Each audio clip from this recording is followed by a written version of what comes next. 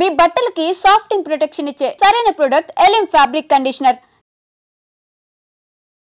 ఎంతకాలం ముందు నుంచి డయాబెటిస్ మన బాడీలో రావడానికి ప్రిపేర్ అవుతూ ఉంటుంది సార్? 50 ఏళ్లలో ప్రీ డయాబెటీస్ గుర్తుపెడితే అది చాలా కాలం పడుతుంది. ఎందుకంటే ఆయన హెల్దీ లైఫ్ స్టైల్ లీడ్ చేస్తున్నట్టుగానే, అట్లా కాకుండా చిన్న వయసులోనే ఒక 20స్లో లేట్ 20స్లోనే గుర్తించాం అనుకుందాం. డయాబెటీస్ వచ్చాక రివర్సల్ కన్నా మేబీ ప్రీ డయాబెటీస్ స్టేజ్లో ఉన్నప్పుడు వాళ్ళు హెల్దీ లైఫ్ స్టైల్ మెయింటైన్ చేస్తే అసలు డయాబెటీస్ రాకుండా ఉంటుందిగా. అసలు ప్రీ డయాబెటీసే కాదు, డయాబెటీస్ని రివర్స్ చేయొచ్చు అనేటువంటిది. రోజు ఉప్పు లేని ఫుడ్ తినడం, రోజు ఇట్లా తినాలి అని అంటే కుదురుతుందా? ఇప్పుడు ఉప్పు వద్దు అన్నమాట నేను ఒప్పుకో. ప్రధానంగా మనం చేసేటువంటి పెద్ద తప్పు ఏంటంటే ఆహారం తీసుకునే విషయంలో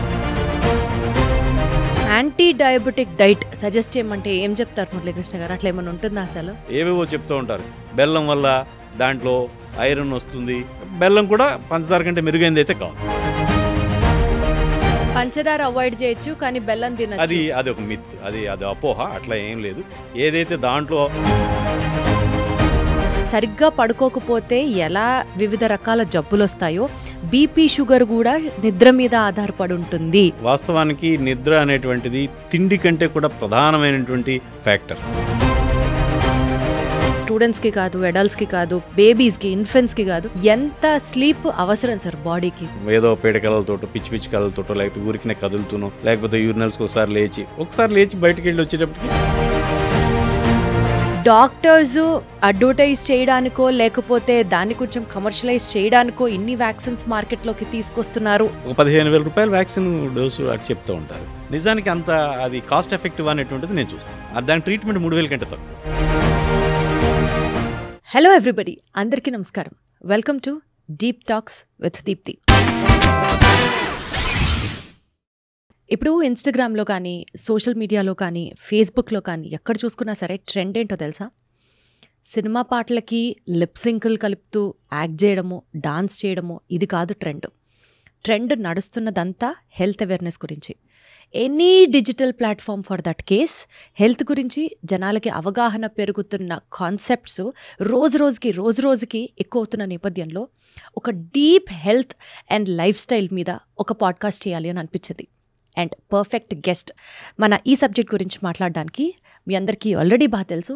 హెచ్ఐవి గురించి ఎక్స్టెన్సివ్గా రీసెర్చ్ చేసి 2 డ్రగ్ స్టెప్ ట్రీట్మెంట్ అన్నది ఆయన సృష్టించి ఆయన ఇంట్రడ్యూస్ చేసి ఎందరో పేషెంట్స్కి సక్సెస్ఫుల్గా వైద్యం అందించినటువంటి డాక్టర్ యనమల మురళీకృష్ణ గారు మనతో ఉన్నారు. సార్ నమస్తే. నమస్తే అండి. ఎట్లా ఉన్నారు సార్? ఫైన్ అండి.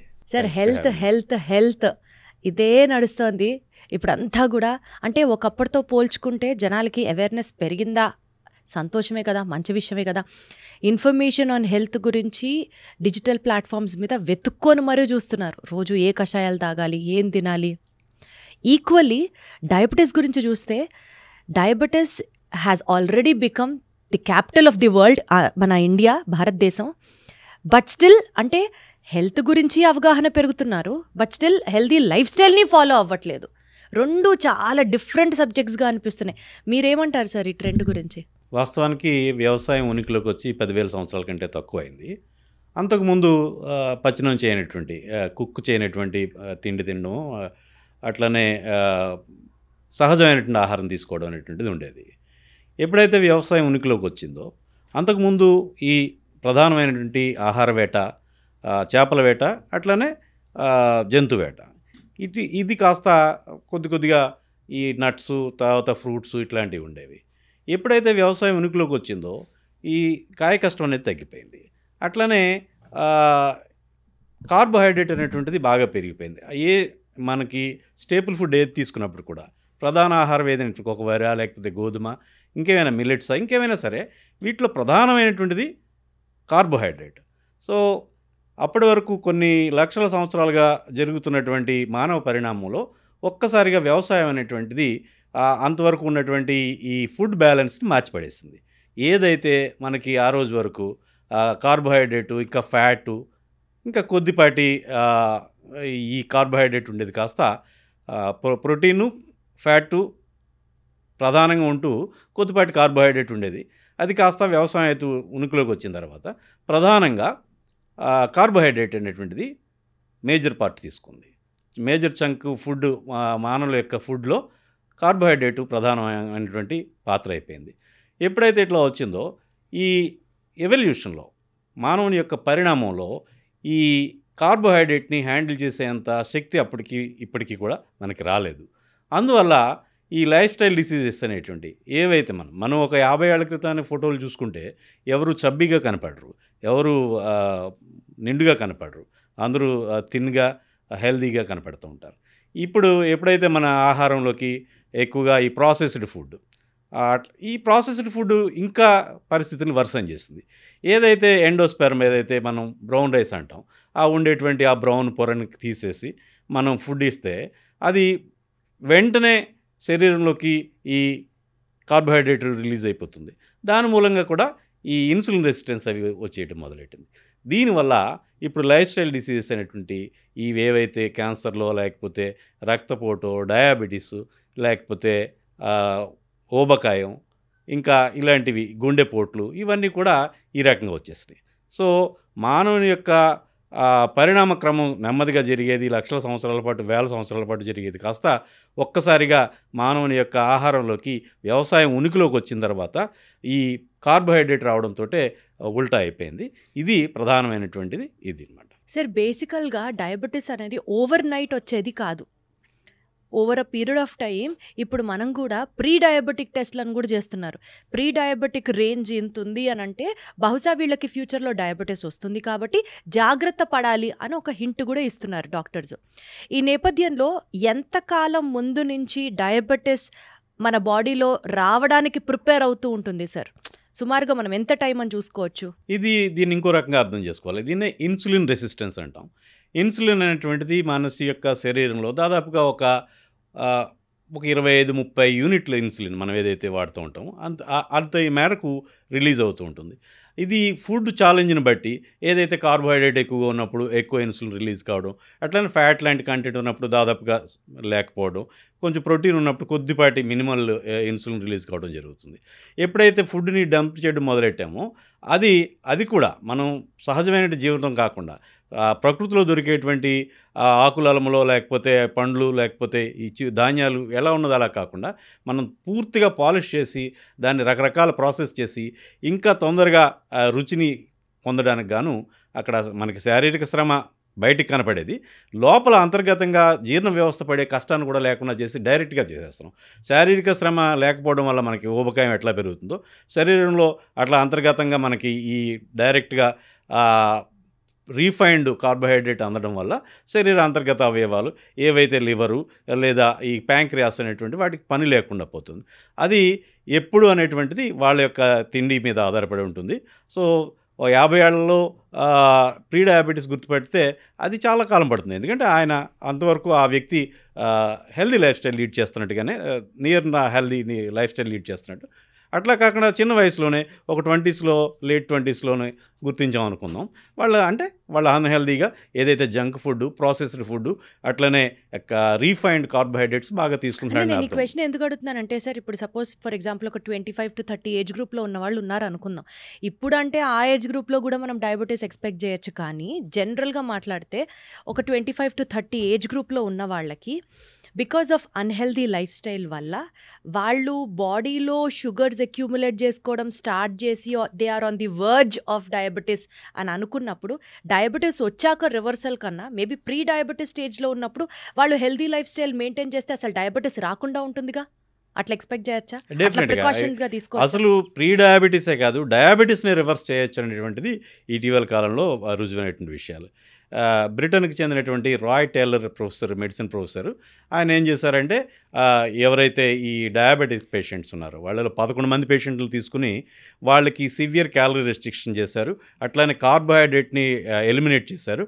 వాళ్ళకి ఒక 8 వారాలు ఈ రకమైన కేవలం తిండి మార్పు చేయడం మూలంగా వాళ్ళు అందరూ ఇంచుమించుగా డయాబెటీస్ రివర్స్ అయింది వాళ్ళకి. సో వాళ్ళకి ఇన్సులిన్ అవసరం లేకుండా పోయింది, అట్లానే మెడికేషన్స్ కూడా అవసరం లేకుండా పోయింది. అంటే సార్, ఒకప్పుడు పేరెంట్స్కి డయాబెటీస్ ఉన్నా లేకపోతే ఫ్యామిలీ ట్రీలో డయాబెటీస్ రన్ అయినా జెనెటికల్గా పిల్లలకి రావడానికి కూడా ఆస్కారం ఉంది అని అనుకునేవాళ్ళు.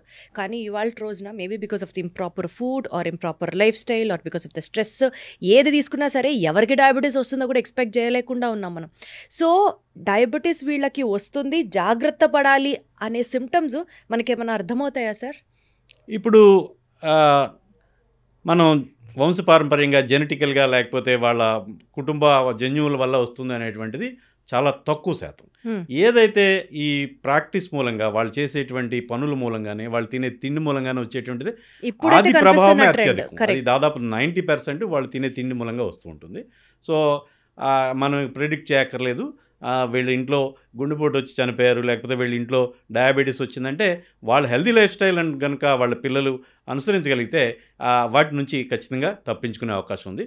జెనెటిక్గా వచ్చేటువంటి అవకాశం ఉన్నప్పుడు కూడా మనం ఈ పరిసరాల్లో మనం తీసుకునేటువంటి ఆహారం ద్వారా ఇతరేతర అలవాట్ల ద్వారా శారీరక శ్రమ, అట్లనే తగినంత స్ట్రెస్ ఫ్రీ లైఫ్, అట్లాగే తగినంత నిద్ర, ఇలాంటి వాటిని అన్నింటినీ కూడా చక్కగా మెయింటైన్ చేయగలిగితే వాళ్ళకి డయాబెటీస్ లేకపోతే గుండెపోట్ల నుంచి ఒక పాయింట్ అప్రిషియేట్ చేసే విషయం సార్, ఇప్పటి జనరేషన్లో స్మార్ట్ వాచెస్ అంటున్నారు, స్మార్ట్ రింగ్స్ అంటున్నారు, రోజుకి 10,000 అడుగులు వేస్తే డయాబెటీస్ నుంచి దూరంగా ఉండొచ్చు అంటున్నారు, ఇట్లా ఏవేంటో చెప్తున్నారు. Smart gadgets involvement in health, me comment ఏంటి సార్?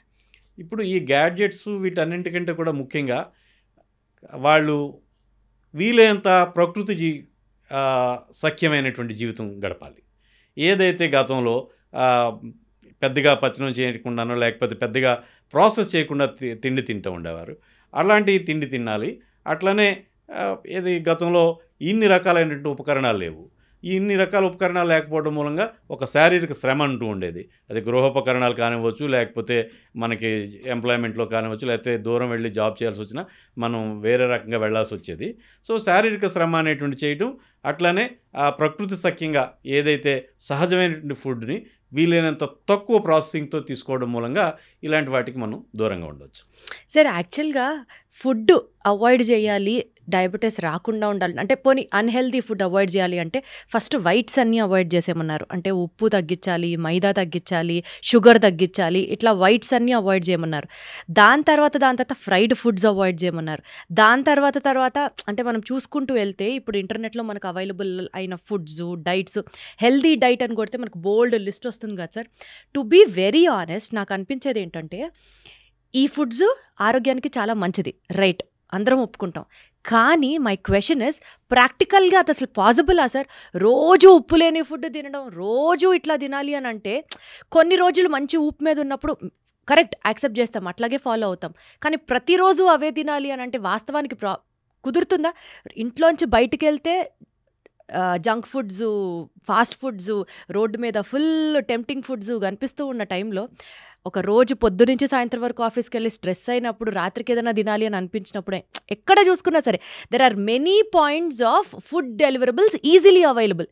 ఇవాళ రోజున hygienic food, home made food, ఇంట్లో ఉండే ఫుడ్ దొరుకుతుందంటారా సార్? ఇక్కడ మనం ప్రధానంగా చెప్పుకోవాల్సింది ఇప్పుడు ఉప్పు వద్దు అన్నమాట నేను ఒప్పుకోను. ఎందుకంటే ఏదైనా సరే మోడరేషన్లో తీసుకుంటే ఇబ్బంది ఉండదు. ఇంకొకటి ప్రధానంగా మనం చేసేటువంటి పెద్ద తప్పు ఏంటంటే ఆహారం తీసుకునే విషయంలో మనం ఏదైనా సరే ఒక కార్బోహైడ్రేట్, ఒక కేక్ తింటాం ఫుల్ ఆఫ్ కార్బ్, లేకపోతే ఒక బ్రెడ్ తింటాం ఫుల్ ఆఫ్ కార్బ్. వీటిని ఏమంటామంటే మనం what we call naked carbs అంటాం. అట్లా కాకుండా వాటితో పాటు ఒక ప్రోటీన్. నిజానికి వెస్ట్రన్ కంట్రీస్లో మనకంటే ఎక్కువ స్థూలకాయం ఉన్నప్పుడు కూడా వాళ్ళలో డయాబెటీస్ కొంచెం తక్కువగా ఉంటుంది మనలో పోలిస్తే. ఆ స్థాయిలో స్థూలకాయం ఉన్న వాళ్ళలో మన సమాజంలో, భారతీయ సమాజంలో దాదాపుగా మనకి వాళ్ళు డయాబెటిక్ అని లేకపోతే హైపర్ టెన్షన్ ఉందని చెప్పేయచ్చు. కానీ వాళ్ళు అలా ఉండరు. ఎందుకంటే వాళ్ళు తినే తిండిలో వాళ్ళు ప్రొద్దుటే తీసుకుంటే ఏదో ఎగ్ ఆమ్లెటో లేకపోతే ఇంకా వాటితో పాటు తింటారు. అంటే నేకెడ్ కార్బ్ అనేటువంటిది వాళ్ళు తీసుకోరు. మనం ఇక్కడ ఏంటంటే ఇంత అన్నం పెట్టుకుంటాం, దాంట్లో ఇంత చారు వేసుకుంటాం, లేకపోతే ఏదో ఒక పోపు అది పెట్టుకుంటాం, ఏ బెండకాయో లేకపోతే బీరకాయ లాంటిది. ఈ మొత్తంలో కార్బోహైడ్రేట్ తప్ప ఇంకా లేదా పీచు పదార్థం ఉంది, ఇంకా మహా అయితే ఇంకేముంది దాంట్లోని. కనీసం ప్రోటీన్ అనేటువంటిది దాదాపు మన యాబ్సెంట్ అవుతుంది. ప్రోటీన్ అనేటువంటిది మనిషికి కిలోకి 1 గ్రాము పైన మనం తినాల్సిన అవసరం ఉంది ప్రతిరోజు. సో అది టోటల్ ప్రోటీన్, లోపలికి వెళ్ళాల్సిన ప్రోటీన్, గుడ్ ప్రోటీన్ అంటున్నాను. యాంటీ డయాబెటిక్ డైట్ సజెస్ట్ చేయమంటే ఏం చెప్తారు మురళీకృష్ణ గారు? అట్లా ఏమైనా ఉంటుందా అసలు? యాంటీ డయాబెటిక్ డైట్ అంటే అలా అనేం కాదు. పూర్తిగా వాళ్ళు ఆరోగ్యకరమైన జీవితం, ఏదైతే లెస్ ప్రాసెస్డ్, ఒక సపోజ్ బియ్యం ఉంది, మనం ఇవాళ అంతా శుభ్రంగా మల్లె పువ్వులాగా తెల్లటివి అన్నం తినడం అలవాటు. ఏదైతే దాని మీద ఉండేటువంటి బ్రౌన్ పొరని తీసేసి మర పట్టించి బాగా తినడం అలవాటు. ఎప్పుడైతే దాని మీద ఆ బ్రౌన్ పొర ఉందో శరీరం దాన్ని హ్యాండిల్ చేయడానికి చాలా టైం పడుతుంది. దాన్ని బ్రేక్ చేయడానికి, ఆ ఫైబర్ని బ్రేక్ చేయడానికి, సో ఆ కాంప్లెక్స్ ఫైబర్ని బ్రేక్ చేయడానికి. అట్లాంటి పరిస్థితుల్లో అది దానికి టైం ఉంటుంది. ఆ టైంలో బాడీ కెన్ హ్యాండిల్ ఇట్.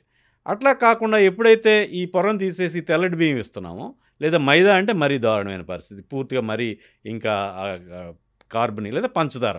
ఈ బెల్లం కూడా పంచదార కంటే మెరుగైనది అయితే కాదు. ఏవేవో చెప్తూ ఉంటారు, బెల్లం వల్ల దాంట్లో ఐరన్ వస్తుంది, మనం ఏదైతే పంచదార అవాయిడ్ చేయొచ్చు కానీ బెల్లం తినచ్చు. అది ఒక మిత్, అది అపోహ. అట్లా ఏం లేదు. ఏదైతే దాంట్లో ఒక సల్ఫరో లేకపోతే ఐరనో లేకపోతే ఇంకా ఏవో మినరల్స్ కలుస్తాయని చెప్తూ ఉంటాం, అవి చాలా ట్రేసెస్. మనకి కనుక మన డైలీ రిక్వైర్మెంట్స్కి మీట్ అవ్వాలంటే ఐరన్, దాంట్లో వచ్చే ఐరన్తో మనం కొన్ని కిలోల బెల్లం తినాల్సి వస్తుంది. అది ఇంప్రాక్టికల్, అసాధ్యం. సో అందువల్ల బెల్లం అన్నా లేకపోతే ఈ షుగర్ అయినప్పుడు కూడా ఈక్వల్. హనీ కూడా అంతే. చాలామందికి హనీ అటువంటిది ఒక ప్రకృతి సిద్ధమైంది. హనీ కూడా ఏమీ ఇట్ ఈస్ నో డిఫరెంట్. అన్నీ కూడా కార్బోహైడ్రేట్స్. ఇంకా చెప్పాలంటే నేరుగా ఉండేటువంటి సింపుల్ కార్బోహైడ్రేట్స్, ఏదైతే శరీరం నేరుగా శోషణం చేసుకుని అబ్జార్బ్ చేసుకుని దాన్ని ఒకసారిగా షుగర్ పెంచేసే పరిస్థితి ఎట్లా ఉంటుందో అవి సింపుల్ షుగర్స్. అట్లా కాకుండా ఏది తీసుకున్నప్పుడు కూడా కాంప్లెక్స్గా ఉండేటట్టుగా తీసుకోవాలి. ఏదైతే ప్రకృతి సహజంగా ఉండేటువంటి less processed, minimally processed food, ఏదైతే జస్ట్ ధాన్యాన్ని కాస్త బియ్యం చేస్తే, అంటే దంపుడు బియ్యంలాగా చేస్తే చాలు, అలాంటివి తీసుకోగలిగితే. అట్లానే ఖచ్చితంగా మనం ఏ ఫుడ్ తీసుకున్నప్పటికీ, ఏ పూట తీసుకున్నప్పటికీ ఒక ప్రధానమైనటువంటి మీల్లో ఖచ్చితంగా అన్నీ ఉండేటట్టు చూసుకోవాలి.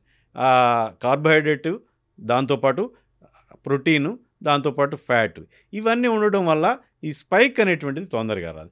ఎప్పుడైతే స్పైకింగ్ ఉంటుంటుందో షుగర్, అప్పుడు మాత్రమే శరీరం ఫంబుల్ అయిపోయి ఇన్సులిన్ రెసిస్టెన్స్ తొందరగా డెవలప్ అవుతుంది. ఇన్సులిన్ రెసిస్టెన్స్ తక్కువ కాలంలోనే ఏదైతే మనం చెప్తూ ఉంటామో డయాబెటీస్కి దారితీస్తుంది. ముందుగా మనం ఇన్సులిన్ రెసిస్టెన్స్ని గుర్తించుకోవడానికి మెడ మీద అది కూడా నల్లపుగా అవుతూ ఉంటాయి. ఇలాంటివన్నీ కూడా ఇన్సులిన్ రెసిస్టెన్స్. అట్లా నుదురు అది కూడా కొంచెం నల్లగా అవడం, ఇట్లాంటివి చూస్తూ ఉంటాం. ఇవన్నీ ఇన్సులిన్ రెసిస్టెన్స్ని సూచిస్తూ ఉంటాయి. సో ఇన్సులిన్ రెసిస్టెన్స్ని ముందే గమనించి మన యొక్క ఆహార విధానాలని మార్చుకొని, ఇది పండ్లు, ఆ పండ్లు కూడా దాంట్లో ఎక్కువ షుగర్ ఉన్నప్పటికీ కూడా అది ఫైబర్ ఎక్కువగా ఉండడం వల్ల శరీరం నెమ్మదిగా ప్రాసెస్ చేస్తుంది. దానివల్ల స్పైక్స్ అనేటువంటి తక్కువగా ఉంటాయి. సో అట్లానే మనం మిగతా విషయాల్లో చూసుకుంటే, కూరగాయలు లేదా పళ్ళని మనం 100 గ్రాములకి ఇంత షుగర్ అని చెప్పుకుంటాం. కానీ ఒక బియ్యానికి లేకపోతే షుగర్కి, అది బెల్లానికి ఒక గ్రాముకి ఇన్ని క్యాలరీస్ అని చెప్పుకుంటూ ఉంటాం. అట్లా ఒక చాలా నెమ్మదిగా రిలీజ్ అయ్యేటువంటి ఈ సహజమైనటువంటి ఆహారాన్ని తీసుకోవడం ద్వారా ఇన్సులిన్ రెసిస్టెన్స్ మనం కంట్రోల్ చేయగలుగుతాం. స్లోగా రిలీజ్ అయ్యే ఫుడ్స్ని కనుక మనం సెలెక్ట్ చేసుకుంటే డెఫినెట్లీ ఇన్సులిన్ రెసిస్టెన్స్ అనేది మనం రీచ్ అవ్వం ఫాస్ట్గా. తద్వారా డయాబెటీస్కి దూరంగా ఉన్న వాళ్ళం అవుతామంట.